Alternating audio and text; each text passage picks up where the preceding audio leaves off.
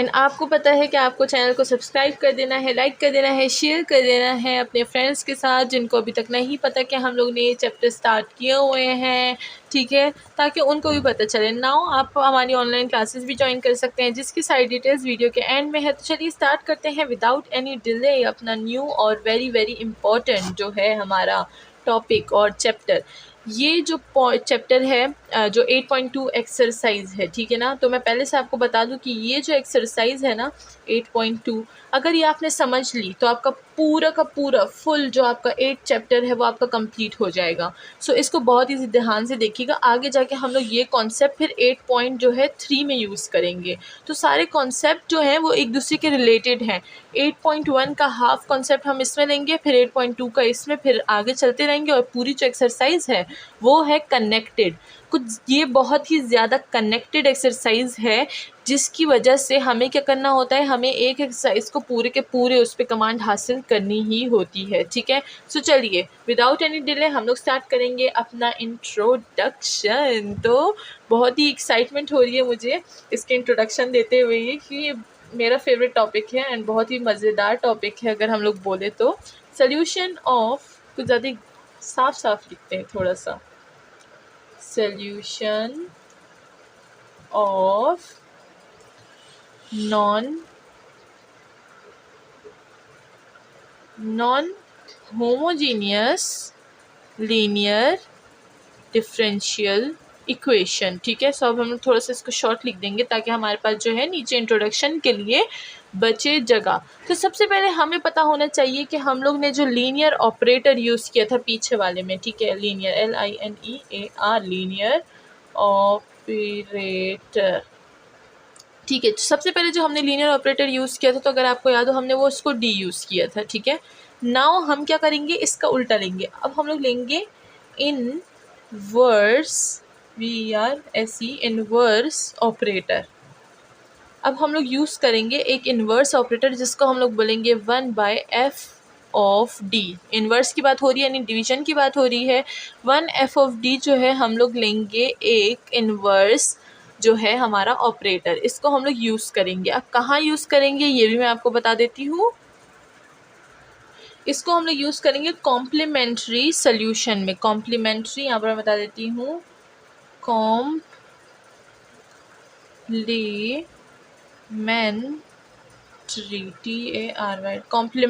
Solution में इसको हम लोग यूज़ करने वाले हैं। अब वो क्या होता है भाई, ये कॉम्प्लीमेंट्री सोल्यूशन क्या होता है? हमने जनरल सोल्यूशन सुना था बट हमने कॉम्प्लीमेंट्री सोल्यूशन नहीं सुना। सो कॉम्प्लीमेंट्री सोल्यूशन जो होता है वो हमारे पास, हम लोग उसको एज अ यूज़ करते हैं y ऑफ p। इसको हम लोग बोलते हैं कॉम्प्लीमेंट्री फंक्शन। ये मैं आपको आगे बताऊंगी कि y ऑफ p क्या होता है एंड y ऑफ p को हम लोग कॉम्प्लीमेंट्री फंक्शन क्यों बोलते हैं, ठीक है।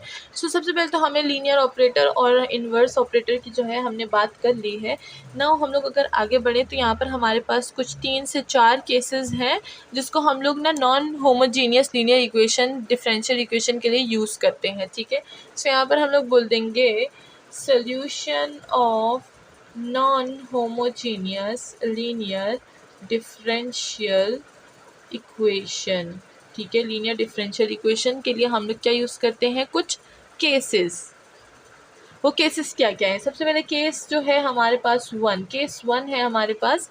तो केस 1 में हमारे पास क्या बात है, सबसे पहले केस 1 में जो है हमारे पास जो डिमांड आती है वो आती है हमारे पास, इफ़ हमारे पास जो है function f of x equal to EA of x, ठीक है ना। ये हमारे पास एक जनरल टर्म है non homogeneous linear equation, linear differential equation को सॉल्व करने की। यहाँ पर जो हमारे पास f ऑफ x होता है वो एक yp होता है इक्वल टू 1 क्या मैंने आपको बताया था लीनियर ऑपरेटर के बारे में जो था f ऑफ d, एंड साथ में आएगा यहाँ पर हमारे पास EA ऑफ x। ए क्या होता है, वही जो हमारे पास जब हम लोग जनरल सोल्यूशन निकालते हैं, सबसे पहले हमें जनरल सोल्यूशन निकालनी होगी। जनरल सोल्यूशन निकालेंगे, जनरल सोल्यूशन, उसके बाद हम लोग ये प्रोसेस करते हैं, ठीक है, for non linear non homogeneous linear differential equations के लिए। तो जनरल सोल्यूशन जो हमने 8.1 में पढ़ा वहाँ तक हमने जो है सॉल्व कर देना है, उसके बाद हम लोग ये चीज़ यूज़ करेंगे, ठीक है। नाउ यूजिंग क्या, कॉम्प्लीमेंट्री सोल्यूशन। तो ये कॉम्प्लीमेंट्री सोल्यूशन का केस 1 है, ठीक है। सो यहाँ पर क्या हो जाएगा हमारे पास, ये जो है ये हमारे पास एक फॉर्म है जिसको हम लोग यूज़ करते हैं तब जब हमारे पास केस 1 हो। केस 1 क्या है भाई, केस 1 तब है हमारे पास जब हमारे पास नॉर्मल फंक्शंस हो जिसमें हमारे पास e की कोई ax पावर हो, ठीक है, उसको हम लोग यूज़ करें। उसको हम लोग यूज़ करते हैं, क्या करते हैं, इसको कैसे यूज़ करते हैं ये बता देते हैं। यहाँ पर जो d है, d तो हमारा फंक्शन होता है ना ऊपर, ठीक है, जो हमें गिवन होता है फंक्शन जो हमने बनाया होता है एक्सिलरी इक्वेशन वाला, ठीक है। सो अब ये है हमारे पास वो फंक्शन, ठीक है। अब हम क्या करेंगे, वाई पी ऐसे का वैसा 1/f ऑफ ये जो d है इसमें हम लोग क्या वैल्यू पुट करेंगे, जो यहाँ पर हमारे पास a की वैल्यू होगी। a की वैल्यू मैंने आपको बताया था जो कांस्टेंट वैल्यू हमने जनरल सोल्यूशन में अगर समझे, जनरल सोल्यूशन में हमारे पास e की पावर 2x है, तो यहाँ पर 2x होगा। तो हम लोग क्या करेंगे, वो जो 2 है ना 2, इसको हम लोग फंक्शन में पुट कर देंगे, ठीक है। फंक्शन में पुट करेंगे और निकालेंगे कि वैल्यू क्या निकलती है हमारे पास। तो यहाँ पर f ऑफ a लिख देंगे, e की पावर a ऑफ x लिख देंगे।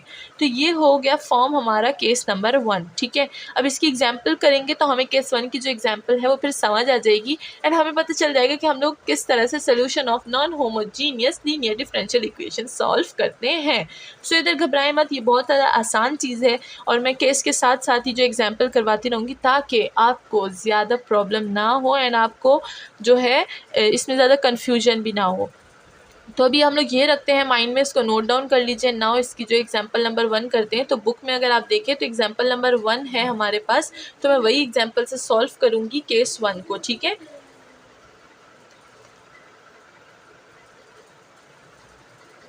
तो चलिए मैं यहाँ पर एग्जांपल नंबर 1 लिख देती हूँ। तब तक आप चैनल को जल्दी से सब्सक्राइब कर दें, बिकॉज सब्सक्रिप्शन बहुत ज़्यादा ज़रूरी होती है ताकि आपको जो है हमारी हर न्यू आने वाली वीडियो का सबसे पहले क्या मिले, ऑफ कोर्स वीडियो मिले, और क्या मिलेगी, इन्फॉर्मेशन ही मिलेगी। तो चलिए एग्जांपल नंबर 1 हम लोग सॉल्व कर लेते हैं। एग्जांपल नंबर 1 में हमें क्या गिवन है, हमें गिवन है कि सॉल्व करें सेकंड ऑर्डर ODE को।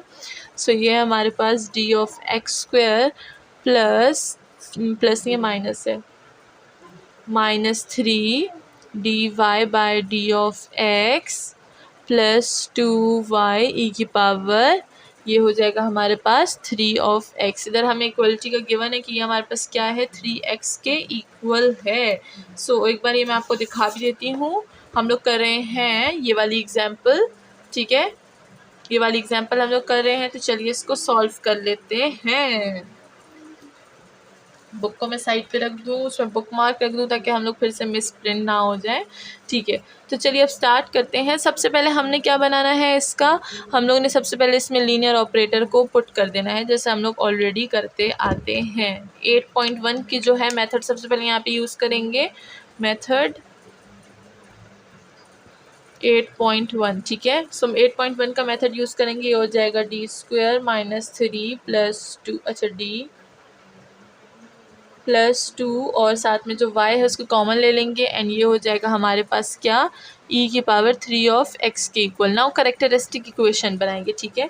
सो ये हो जाएगा हमारे पास करेक्टरिस्टिक इक्वेशन। करेक्टरिस्टिक इक्वेशन हमें बनाना आता है, ये हो जाएगा m² -3m + 2 = 0। करेक्टरिस्टिक इक्वेशन होता है वो 0 के इक्वल होता है, तो हम लोग यहाँ पर क्या करेंगे, 0 के इक्वल रखेंगे, ठीक है।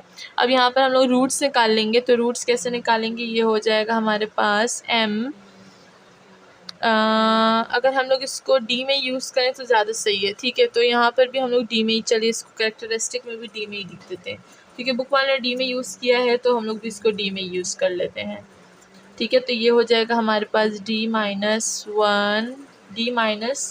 3d, इसको सिंप्लीफाई कर लें, इसको हम लोग कर लेंगे फ्रैक्शन से। तो ये हो जाएगा d - 1 एंड d - 2 = 0। तो ये वाला जो मेथड ये तो पुराना है, यहाँ से हमारे पास d की 2 वैल्यू आ जाएगी, 1 और 2, ठीक है। सो ये हो गए हमारे पास क्या, रूट्स क्या है, रियल एंड डिस्टिंक्ट, ठीक है। तो रियल एंड डिस्टिंक्ट जो है हमारे पास रूट्स आ गए हैं, मैं अभी रूल्स बोलने वाली थी, ठीक है। सो ये हो गया है ना, इसके आगे बढ़ते हैं, ठीक है। अब हम क्या करेंगे, अब हम लोग जो है यहाँ पर जो है जनरल सोल्यूशन लिखेंगे। जनरल सोल्यूशन के रियल और डिस्टिंक्ट क्या होता है, वो हो जाएगा हमारे पास y ऑफ c। अब यहाँ पर हम लोग जो है c यूज़ करेंगे इसके लिए, जनरल सोल्यूशन के लिए, ठीक है। वहाँ पर हम लोग कुछ भी नहीं लिखते थे 8.1 में, यहाँ पर जो है न्यू चीज़ c लिखेंगे, ठीक है। सो ये हो जाएगा c1 e की पावर m1 क्या था 1, तो ये हो जाएगा x प्लस c2 e की पावर क्या था 2 ऑफ x हो जाएगा, सही है ना। ये तो हमने कर लिया है। अब हम क्या करेंगे, अब हम न्यू चीज़ यूज़ करेंगे। न्यू मेथड यहाँ से स्टार्ट हो जाता है, न्यू मेथड, ठीक है। सो ये हो जाएगा हमारे पास यहाँ से न्यू मेथड। अब न्यू मेथड में हमारे पास क्या है, सबसे पहले हम लोग यूज़ करेंगे कॉम्प्लीमेंट्री फंक्शन, जो हम लोग ने क्या किया था, जो हम लोग ने अभी अभी लिखा था, जो मैंने आपको समझाया था कॉम्प्लीमेंट्री फंक्शन था, वो क्या था, वो था y of p equal to 1 by F of D, and साथ में था e की पावर, जो हमें यहाँ पर गिवन होगा हम लोग वो लेंगे, यानी e की पावर 3 ऑफ x, ठीक है। सो अगर हम देखें एफ ऑफ डी हमें क्या मिला है, एफ ऑफ डी हमने जो यहाँ पे इस तरह से बनाया था ना डी के फॉर्म में, वो लिख लेंगे, ठीक है। सो होगा Y of P is equals to, ये हो जाएगा 1, और साथ में हमारे पास हमने फंक्शन क्या बनाया था, D square minus 3d plus 2, और साथ में e की पावर 3 ऑफ x जो है वो कंटिन्यू रहेगा, ठीक है। अब यहाँ पर मैंने थोड़ा सा बड़ा लिख दिया। अब हम लोग न्यू स्टार्ट करेंगे तो उसमें मैं थोड़ा सा छोटा छोटा लिखूँगी, ठीक है। तो चलिए अब यहाँ पर छोटा छोटा लिखते हैं, इसको भी हटा देते हैं।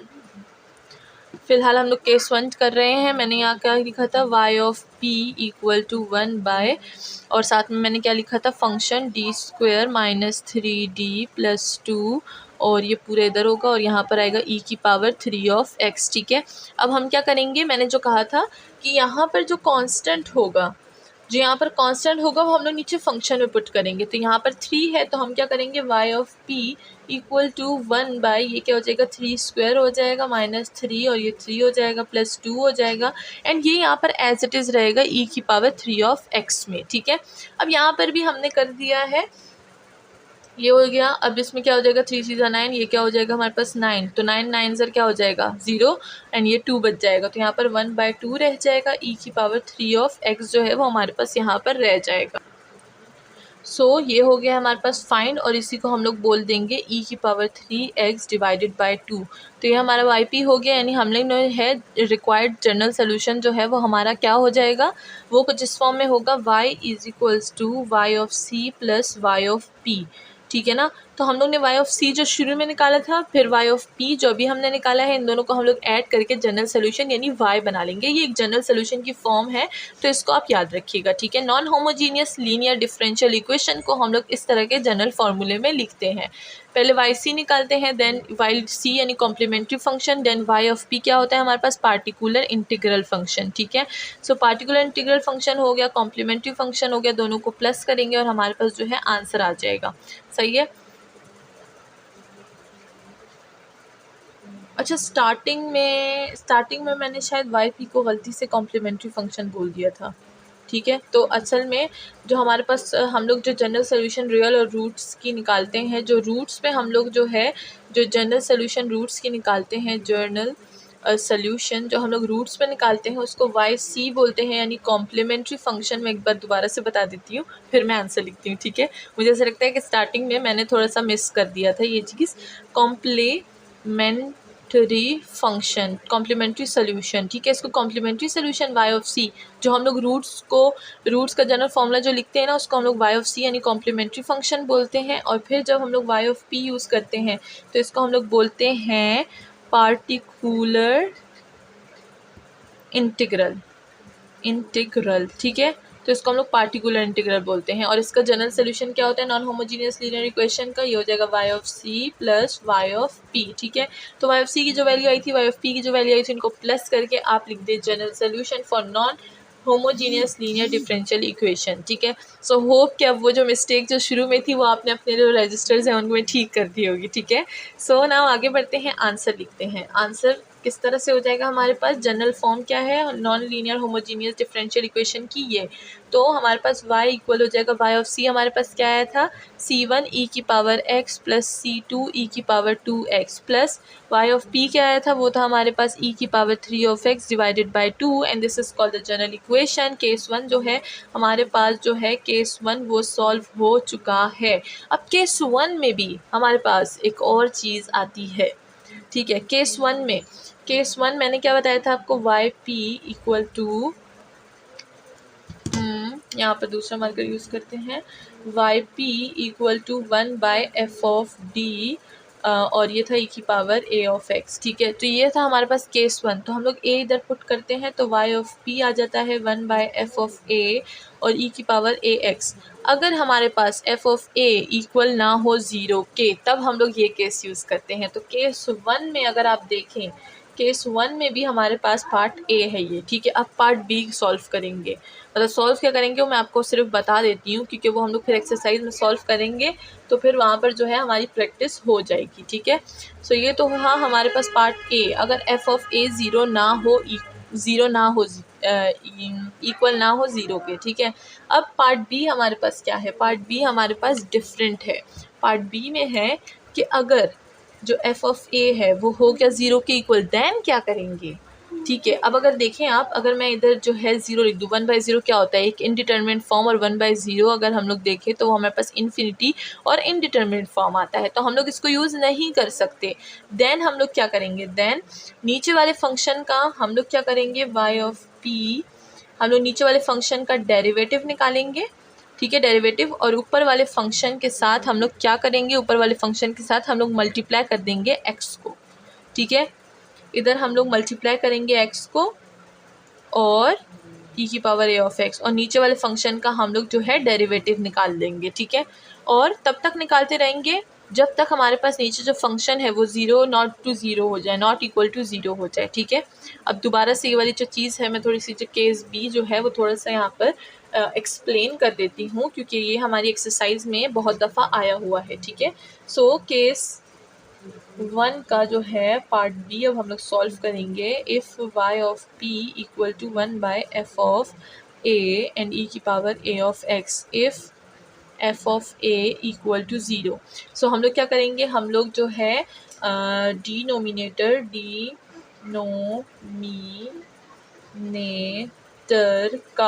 डिनोमिनेटर को हम लोग क्या करेंगे, डिफ्रेंशिएट करेंगे, और नोमिनेटर में जो है नोमिनेटर, अच्छा स्पेलिंग को ना देखें, ठीक है। नोमिनेटर को हम लोग क्या कर देंगे, मल्टीप्लाई कर देंगे विथ एक्स, ठीक है। सो पहली बार करेंगे, ठीक है। तो पहली बार अगर किया आपने और आपके पास आया y of p is equal to 1 by f of dash a and x e की पावर a ऑफ x आ गया, ठीक है। यहाँ पर फिर 1 नहीं आएगा, यहाँ पर फिर x आएगा, ठीक है। सो अगर ये आपके पास आ गया, आपने एक बार किया और फिर भी ये जो है नीचे 0 आ गया, तो फिर क्या करेंगे आप, अगेन यही वाला process, again repeat the process. यहाँ पर मैं लिख देती हूँ, repeat the process till f of a is not equal to 0, ठीक है। तो ये प्रोसेस तब तक हमने रिपीट करना है जब तक हमारा f ऑफ a जो है वो 0 के इक्वल ना, 0 के इक्वल नहीं हो, ठीक है। तो अब देखें ये हो गया, फिर अगर हम लोग करेंगे फिर क्या हो जाएगा, एक्स स्क्वायर हो जाएगा divided by F of double dash a हो जाएगा, e की पावर a ऑफ x हो जाएगा। अगेन अगर हमारे पास नहीं आया तो एक और बार करेंगे, ये हो जाएगा क्यूब, ये हो जाएगा एफ ऑफ डैश क्यूब, और ये हो जाएगा e की पावर a ऑफ x, ठीक है। तो इस तरह ये रिपीट होता जाएगा। 3 आई थिंक सेकंड से ज़्यादा जाता ही नहीं है, और शायद अगर 3 तक गया तो 3 से आगे तो बिल्कुल भी नहीं जाता, ठीक है। सो ये हो गया हमारे पास केस 1, उसमें मैंने आपको part A and part B दोनों समझा दिया था, हमने एग्जाम्पल कर ली। तो होप कि आपका जो कॉन्सेप्ट हो ज़्यादातर क्लियर हो चुका होगा। नाउ नेक्स्ट वीडियो में करते हैं केस 2 और उसी पे एग्जाम्पल करेंगे और जो है सारा का सारा कॉन्सेप्ट समझेंगे। तो जल्दी से चैनल को सब्सक्राइब कर दे, लाइक कर दे, शेयर कर दे, और कमेंट सेक्शन में अच्छा सा कमेंट करना बिल्कुल ना भूलिएगा। एंड साथ ही आप हमारी ऑनलाइन क्लासेस ज्वाइन कर सकते हैं to make yourself more fast and more expert in math. तो मिलते हैं नेक्स्ट वीडियो में विद केस 2। तब तक के लिए अपना ख्याल रखिएगा। Thanks for watching the video.